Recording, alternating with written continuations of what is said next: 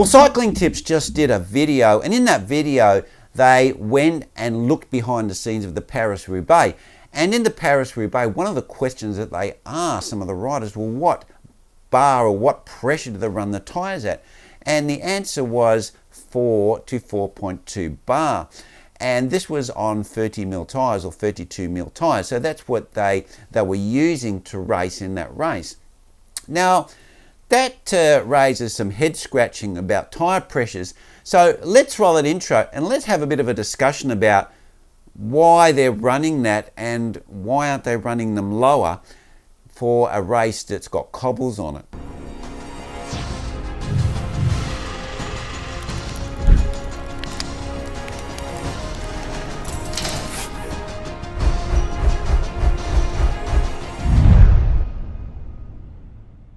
Now, if we look at most cycling tyre pressure charts and we look up a weight of around about 55 to 60 kilos with a tyre of 30mm or 32mm, you get around about 4.2 bar.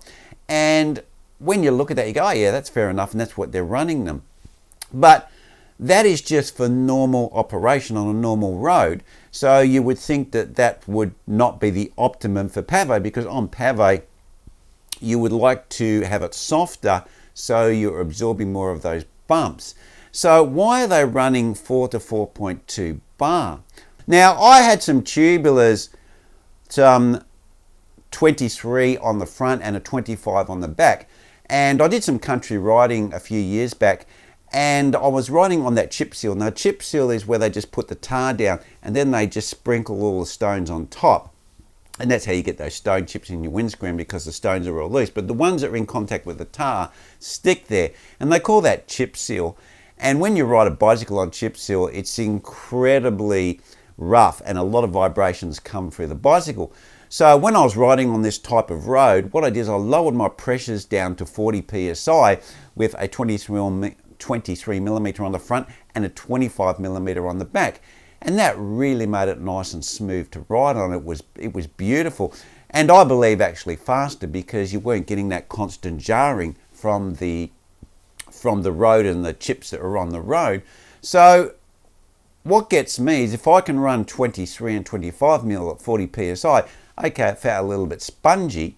Why can't they run 30mm at something like about 3 bar, which would bring us down to possibly about 50 psi, maybe 45 to 50 psi, which I think would be a better pressure, possibly even 40 psi, which is about 2.5 bar when you're running such a big tyre that's 30mm.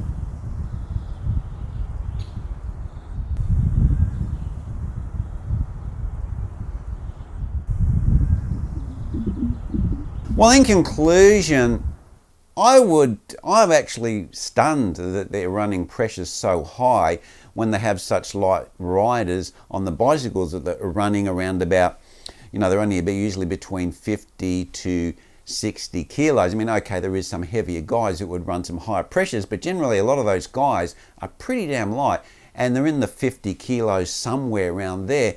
And why they're running 60 psi, and the guy on Cycling Tips as well looked pretty light and pretty lean and looked like he was about 50 something kilos. So why aren't they running lower pressures? Because when I'm riding, I'm 85 kilos plus the backpack, so I can add another 5 kilos, so it's about 90 kilos. And I run, normally when I ride around the city, I'm running 80 psi in the front and I'm running 100 psi in the back. And I know if you look at the tyre charts, it tells me to run those tyres higher, but when you run them higher, you get a lot of vibration coming up through the tyres into the handlebars, and I found those pressures pretty optimum for comfort ride and handling. They don't feel squishy or anything at that pressure. So if you're 50 kilos and you're running a 30mm tyre, I really believe that they could run those tyres a lot lower than 4 to 4.2 bar.